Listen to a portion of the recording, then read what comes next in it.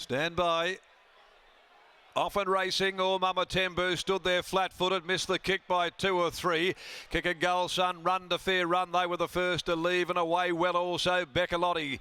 Driving across Zafira soon after the start. Right behind those when they get going into stride is the favourite Pleasure Cruise. It'll occupy about 5th place soon after the start. Playhouse Patron, the rail is next, and then came Split Jete. Zero Demerits a little wider coming along the riverside of the course. Noteworthy back there in the second half. Amber Glide back there as well, and then Atlantis Beach followed by Roch Legacy and tacking on Mama Tembu. Inside the 800 they go, run to fair run, led the way from the mare Beccalotti. Kick a goal, son, down on the inside third, getting a sweet trip, and so also is the case for Zafira. Over on the outside next of all, Pleasure Cruise. On its inside, Playhouse Patron, Split Jete. Zero Demerits coming off its back on the rails, held up, nowhere to go, Noteworthy, but travelling well. Amber Glide back in a bit of traffic, well back Atlantis Beach, Roch Legacy, Mama Tembu on the point of the turn, run to fair run, joined by Beccalotti. A length away, Zafira letting down Pleasure Cruise down the outside. Zero Demerits there, back toward the inside, Playhouse Patron. Beccalotti snuck a length and a half in front. Playhouse Patron trying to cut the margin. Beccalotti and down the outside, Amber Glide. Amber Glide going 2 to their 1. It's Amber Glide. Amber Glide cut them down to win in the final bound or two from a great go for second and third. Beccalotti are on the rails. Close up, Playhouse Patron, Atlantis Beach running on. Behind them, Noteworthy. Didn't see a lot of room in the straight behind them. Then Pleasure Cruise. It was beaten for the first time here today, the fave. Then Kick a Goal, son. Back there, Roch Legacy, Split Jete. Then Run to Fair Run amongst the last of them home. And back there towards the tail is Mama Tembu. Amber Glide wins. Amber Glide, number 10, Joe Azapati. Back to back and now 4 out of 7. She's come with a great finishing run. The grey mare. Amber Glide beating 1 Playhouse Patron, Michael Poi, 5 Beccalotti, Jade McNaught, and 4 Atlantis Beach. So the interim placings are 10-1, 5 and 3, 10-1, 5, 3. They've run the 1400 in 122.97. And a half a length, a half ahead in a great finish here to race 4. She really got home very well, Amber Glide, conceding them a head start, but she certainly did get busy once she was able to work towards the middle of the course and find a bit of room where she did lengthen well by Nakoni from Royal Devotion, prepared by Ross Price, ridden by Joe Azapati for owners Frank and Josie Fiore, and scores from Playhouse Patron, who's clearly come up very well this campaign, by Patronise out of Playhouse Theatre, Bob McPherson, Michael Poi, and Beccalotti, game as ever, by All-American from Our Trade Secret, Peter Fernie, Chris Parnham, 35.47 the last 600 metres. And they're on their way to the gates for the Group 1 Toorak. Will be going there very, very soon.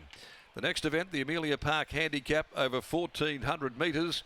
No changes to come there. 3:14 is starting time as the clock runs with 6 minutes before Amelia's duel runs at Caulfield. In the meantime, let's go downstairs and Lockie Taylor to join us. And now this mare is really hitting the straps early on in the preparation. She's put together a good body of work. Back-to-back wins here, Lock. She certainly has, Darren. Winning trainer Ross Price joins me now. Ross, there are a few nervous moments at times, but it appears as though from afar that Joey has such great confidence in this mare, because once he did eventually get cleared around the 300-metre mark, boy, she showed a nice turn of foot.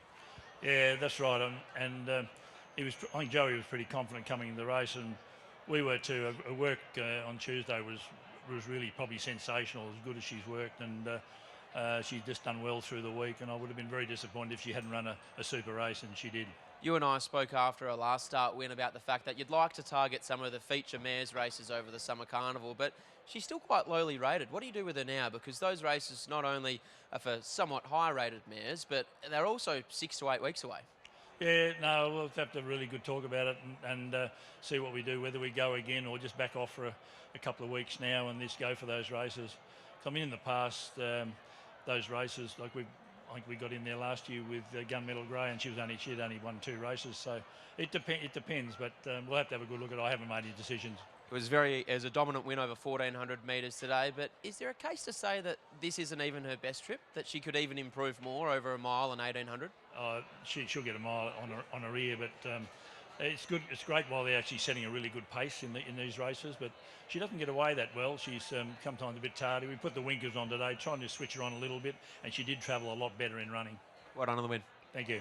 There's Ross Price doing a great job with Amber Glide, a progressive mare that is going to take a stack of beating wherever she goes next, Scott, because as we know, mares in form, they're willing to run through brick walls for their connections, and that's exactly what she's doing at the moment. Exactly right, and she didn't need to use that versatility today. She got a fair way off them, but she doesn't need to get that far back. There was a day that she drew barrier 1, sat on in the box seat following Rusty Dreams, and was only 2 lengths off that highly talented filly of Michael Lane. So she's definitely here today, Amber Glide, going to be able to do a lot more than this, and you'd imagine that all of those feature races, as long as they can keep her in work for that long, Lockie, she's going to repay them in spades. She looks as though in time she'll make her way right through the grades, and she got out to an incredible price there on the tote, $9.60 and $3.30. Holds off Playhouse Patron, hasn't he returned well?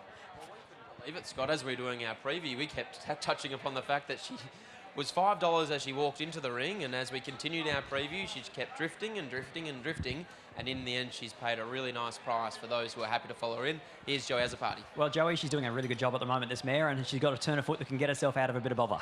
Yeah, that's exactly right. She keeps improving with every run. I've always had a lot of time for her.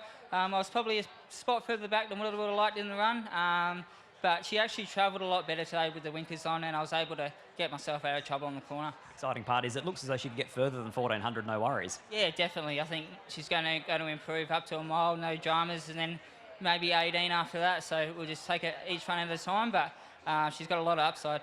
Winner on opening day is always handy. Well done, Joe. Thank you, cheers. There's Joey Azzopardi combining with the Ross Price and Amber Glide, and our West Australian superstar, Amelia's Jewel, is only 3 minutes away from tackling the Toorak handicap.